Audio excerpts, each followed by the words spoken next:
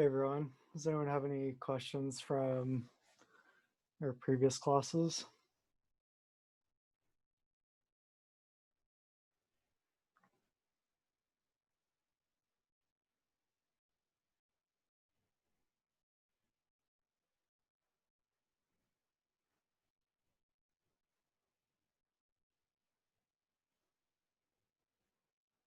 Okay. So I'll probably wait maybe a minute or so, let anyone who's a little bit later trickle in, and then we'll get going. But if you have any questions in that time, just let me know.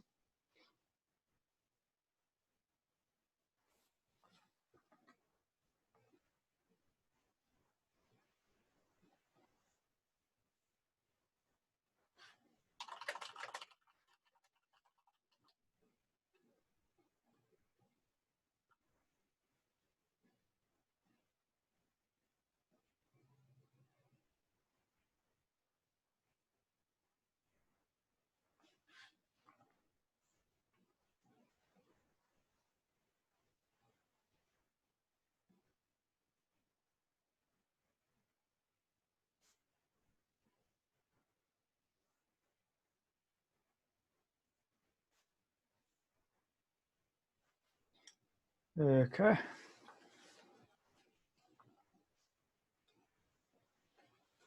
So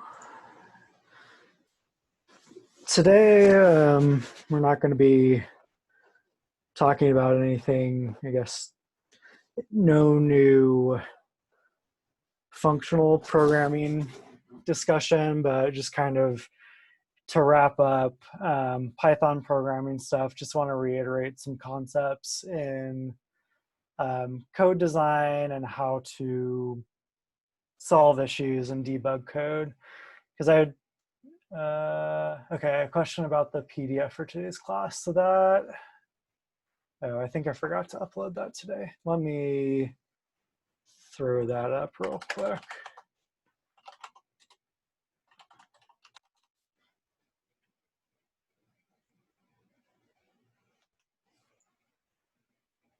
Okay, the PDF should be online now. Sorry about that. Okay. So I would say that 90 to 95% of the time when you're coding, it's going to be debugging and troubleshooting. And that's just the nature of programming. I'm sure that, especially from working on the supercomputing scripts to process the sequencing data, you've seen that it didn't necessarily just work out the first time. You had to give it a try, find out you had an issue, solve that issue, and try again. So we'll just kind of make sure that everyone is feeling confident in how they can address issues as they arise when they're programming. And so these will apply directly to Python. The examples will be from Python, but with any programming language, the concepts will be the same. Okay. So I just want to double check, were there any questions specifically about writing that Python script and making that gene dictionary? I know that that may have been quite a bit of information at one time. So I just want to get people's feedback on how that's going, if it's going well or if they're running into any issues with that.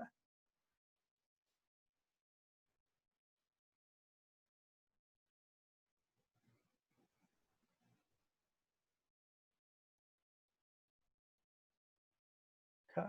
Well, if there's no questions or comments, just let me know if you're running into any issues, and we can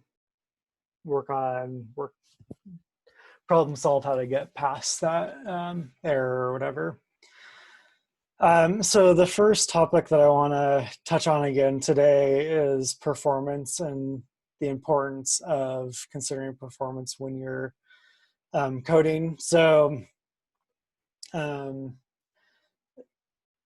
we're not going to get too much into the details of this chart here, but this is just a concept or measurement within coding where you're looking at basically how does code scale with the number of items that you're processing. So with something like searching through a list item by item. So your best case scenario, I guess, there we go. So your best case would be considered, or I guess your medium case would be looking at a list item by item. So this would be cycling through a for loop in the list, trying to find out if the element is something, and then stopping there. So I don't know if we covered this, but in a for loop, if you use the break command, that will stop the for loop if that condition is met. So maybe you don't want to cycle through the whole list. You only want to get to a certain point. But with this, your best case is going to be that the item you're searching for is the first item in the list.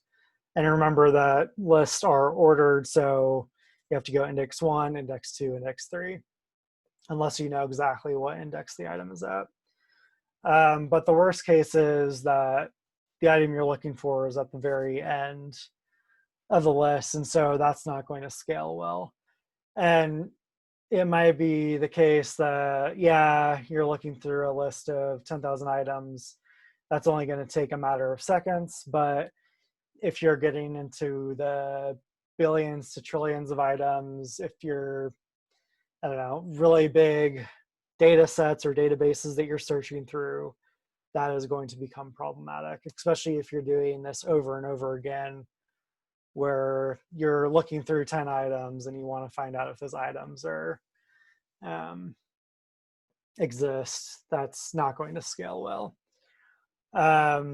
Whereas constant time, so I think that these are kind of the two main times that we're going to talk about. There's a lot of other classifications for how operation scales, but these are kind of the main ones that we want to hit. So constant time, it's not really dependent on the input. So it could be an if-else statement. Doesn't matter what the input is, it's going to evaluate in the same amount of time. And previously we talked about lists versus sets. And so a set is nice because, again, it's not placing an item in a list sequentially. It's saying, take this string, convert it to a position that no matter when I convert this string to a position, I'm always going to get the same position in memory. And so it's able to search much faster and determine whether or not the item is in the set.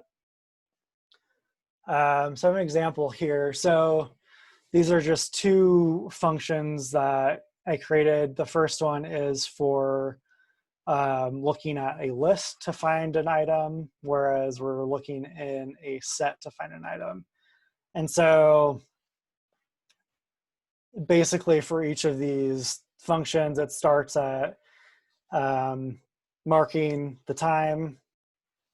This one for a list is going to go item by item in the list. And if that item equals, I think this is like 900 billion, print, I found it, and then stop the cycling and then print out the elapsed time. Whereas for a set, it only needs to run if the item is in the set, print that I found it, and then give me the time. So here I initialize the list, which is basically just, this is kind of another nice part about Python is you can kind of just write an item into being. So here we have the brackets saying that, so basically this is going to say for x in this range. So for each item from 0 to 900 billion and 10, insert x into the list, which we have marked with the brackets here. And if you're interested in looking at this more, I would just look at, actually don't remember what this is called, but I guess you could search for like on the fly list creation in Python. Whereas we can convert that list to a set just by using the set function. So two different data types and how they're going to scale is very different. So if we run the search operation in a list, you see that to find that item in the list, it takes 10 seconds. Whereas searching, if it exists in the set, takes 0.001 or 0.002 seconds. So that's 1, 2, 3, 4, 5, 6 orders of magnitude, I think. I think I scaled that right. 6 order of magnitude faster. And so you can see where you're operating with massive data sets. While it might only be a 10-second difference here, it could translate to hours to days of a difference if the code is not properly set up. So I think that kind of your first task when you're writing code is to functionally get it to work, but then go back and look at it and determine, is this the most efficient way to do it? And if not, is it worth my time optimizing the performance? Or is my worst case only going to be 10 seconds? And it's not that the 10 seconds that I'll save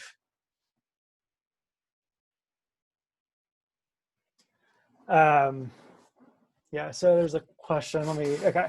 So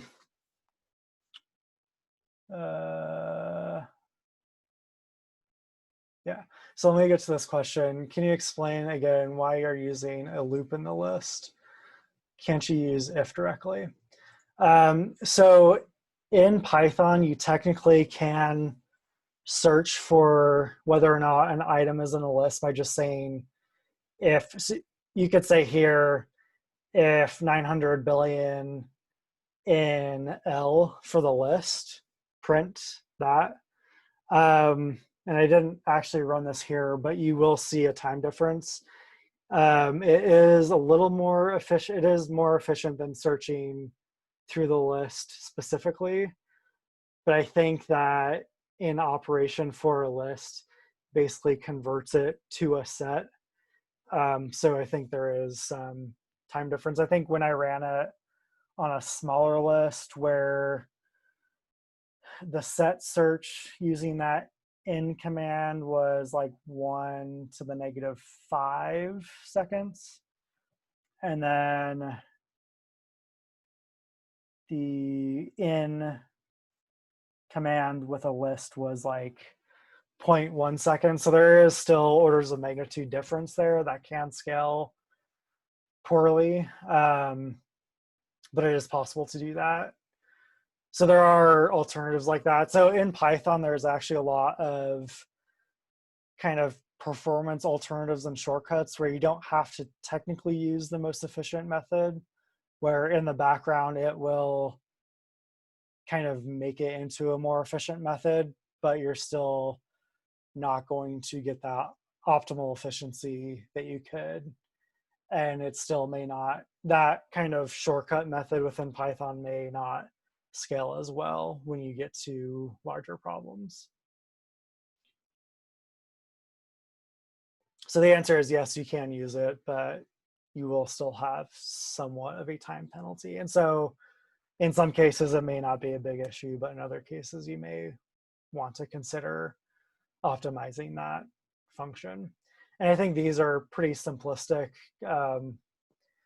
examples of where this comes into play, but there will be other issues. So like there's like if you're working with a data frame, one option to run some kind of, maybe you want to run some function using 2 columns as input from the data set. So maybe you just want to do a simple multiplication function. You could loop through row by row, but that is going to scale very poorly, whereas you can do it similar to a set operation where you basically just apply the function to every row simultaneously, and then you'll get this massive speed up in performance. So I think kind of takeaway that I want to convey here is that in everything, just consider performance and whether or not it's going to, is it going to be a 10-second cost, or is it going to be a 1-day cost to your time? And whether or not that trade-off of optimizing the code is actually worth the time that you'll save. Okay.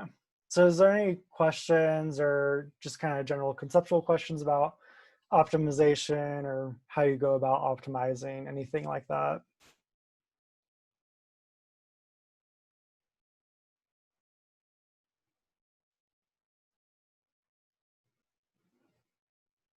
Okay. So now the second thing that I want to talk about, and this will probably be a pretty short class, but again, this is just kind of a summarizing of these last 2 weeks. Okay. Talk a little bit about optimizing matrices. Okay. So, and is this in regards to like what I was just talking about for applying a function?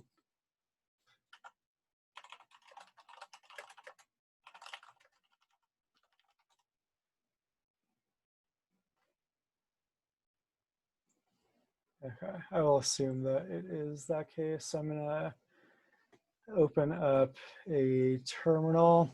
And to be honest, so this isn't something that I do frequently. Sometimes functions get stuck at a point. Can you clarify that a little bit more? I don't think I'm totally clear on. Like it just hits an error while you're cycling through a list or something. Okay.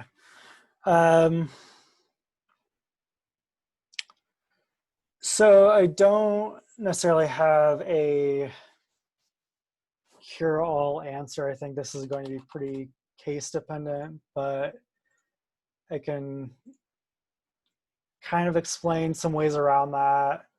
And hopefully they're applicable, but it may be an issue where it isn't, and so you'll have to do some searching to figure that out. So say you are looping through a list and applying a function.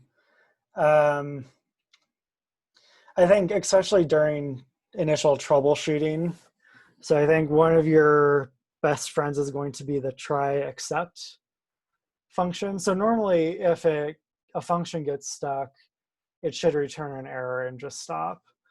But if you want to know exactly where it's getting stuck or get some more information about why, you can use these try except control flow options. So I'm trying to think of an issue where I can get a error.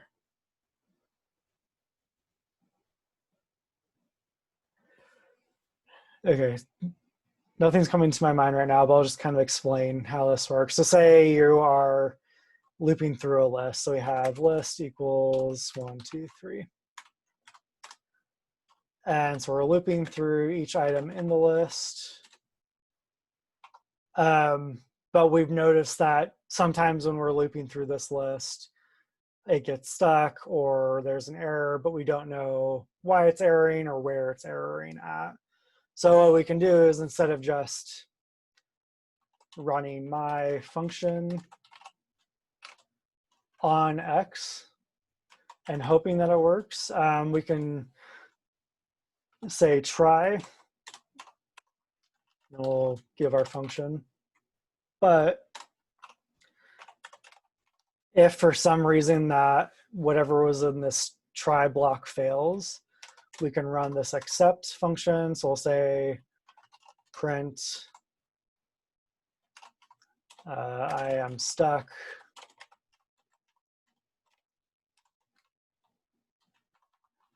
print X, print whatever else you need to debug what's going on. So maybe you're looping through rows in a data frame and it gets stuck. You can print out the specific row that you got stuck on, look at that row specifically, and see maybe the reason that it's not working is because in one of the rows in this 100,000 row data frame, you have a null value and it's expecting a numeric value, and so that's why it's erroring.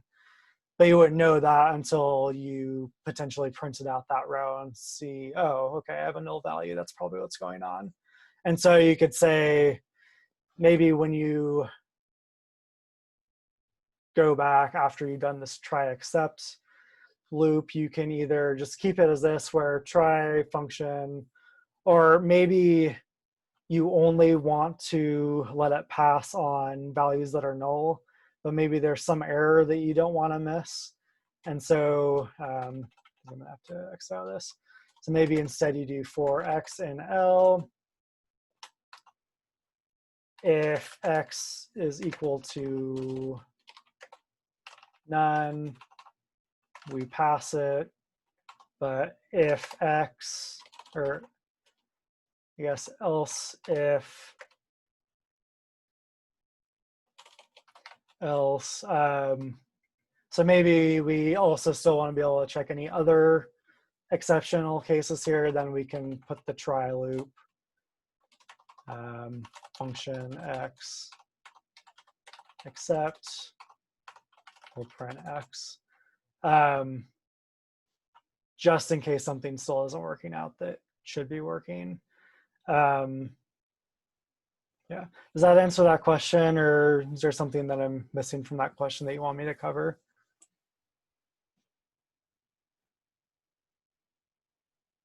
Okay. Sounds good.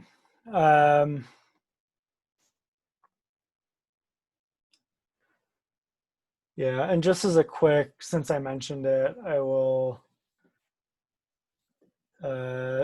just share this real quick just to kind of show how you would apply a function to every row in a data frame. So this is using the apply function.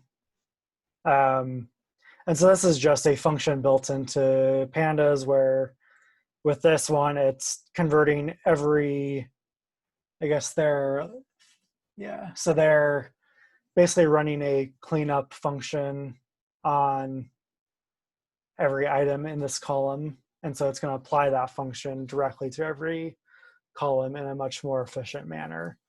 So these are just kind of programming tricks that the Pandas development team built into the library that are available and can save you a lot of time. Okay. I will go back to the slides.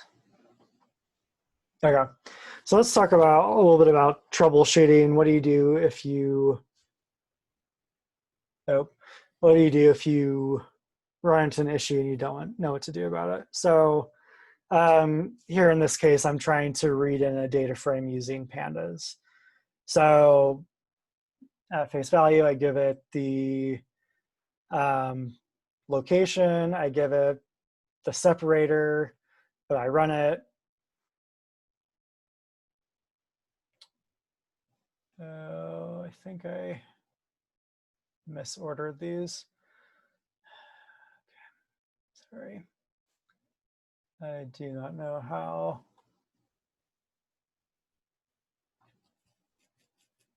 Weird. Okay. For some reason, one of my slides disappeared. Basically, we can just skip over here. So basically, this is, there was a, when I ran that function, I guess I can just run it real quick again so we can see it. Okay, so d equals import pandas as pd, d equals pd.read csv. And then that file is called SCE table.tsv.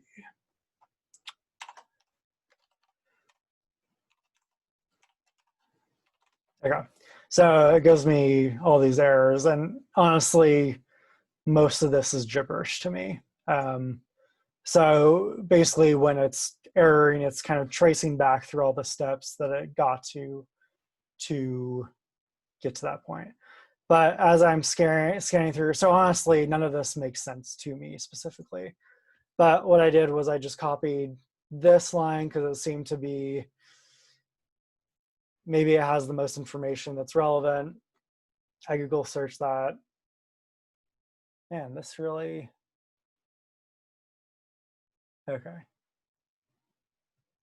There it is. Okay, so Google search it, click on the first link. And so here in this forum, this is the first answer. And honestly, this still isn't an exact answer. So they said, we suggest using, escape the commas within the text using 2 forward slashes. So if I try that, I'm going to get an error. This may have been old. Maybe in a previous version of Pandas, this was allowed, but it does mention escape characters. And oh, I remember I forgot to escape my tab character to tell it to read in as tabs. So I run that and it works fine. So then I look at the, oh, I'm sorry. I think I wasn't sharing the, oh boy, okay.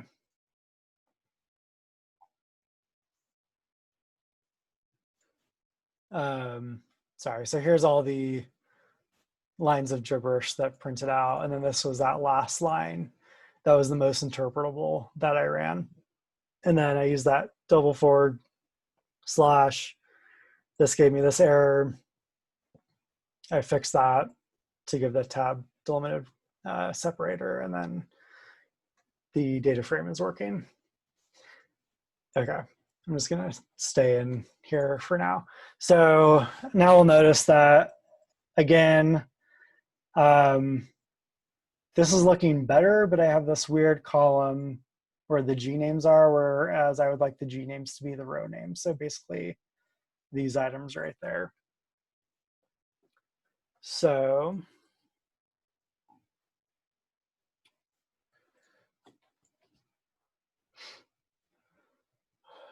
we have that issue. And then in this case, there wasn't necessarily an error that popped out. This is more of an issue of I didn't like the formatting, but maybe I don't know what went wrong. And so with this, I try to pick up the keywords that are most applicable to the problem. So with this, I'm in pandas. It's a column name that's being weird. And this is the column name, that unnamed 0 that I'm getting. So I search for that.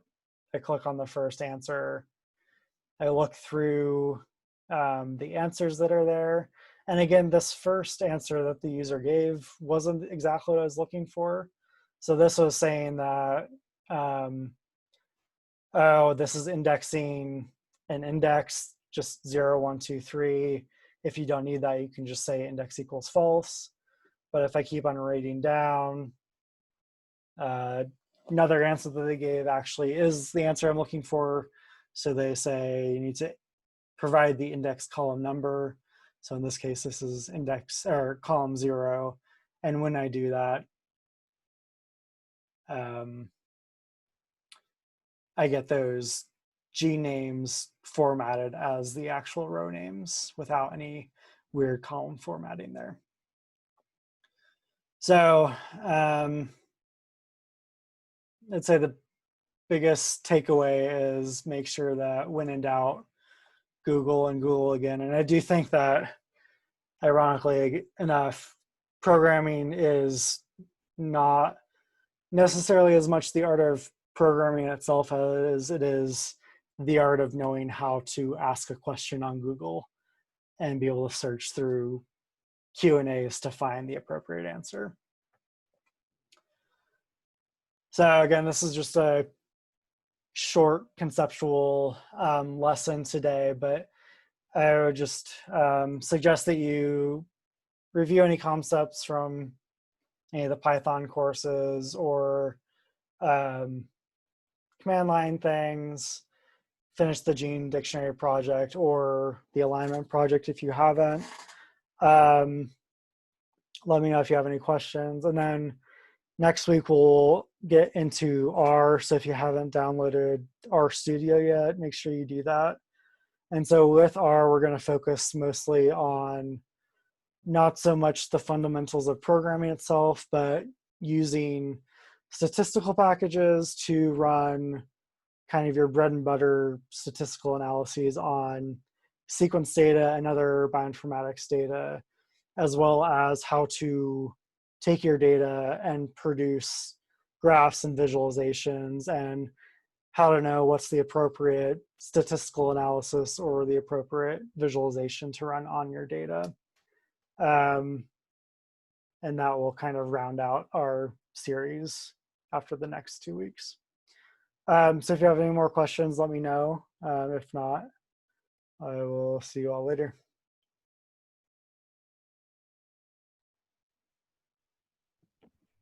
Jordan? Yeah. For the CSV or the TSV table which you had given last class, which is that here, the one for that is you can only run it on the Saccharomyces one, right? Yes. So can you just like, I know you might have told us before, can you just tell me where you could find the Saccharomyces, because I tried downloading it. The Saccharomyces, the data frame or the like GTF? No, the GTF. I think the Okay. data frame you have given in the GitHub files, right? Yeah. Yeah. Okay. Yeah, so that GTF file, so that's in the Ensemble database. Okay. So that's the main portal, but then for each organisms page, you'll have all of the annotation data here. So FASTA files, GTF file. So if you're just downloading the GTF file, I think if you click on it, it should download, but you can also use that curl function in terminal to access that.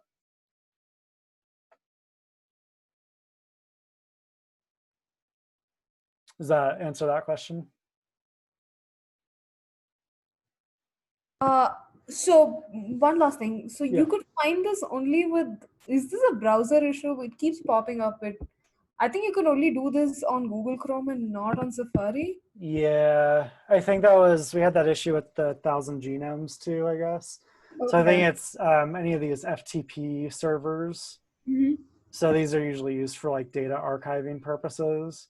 Okay. I think you just have to, if you want to access this directly through a browser, you need to be on Chrome. Okay. Okay. I'm not sure about Firefox, whether or not that works, but. Thank you. Yep.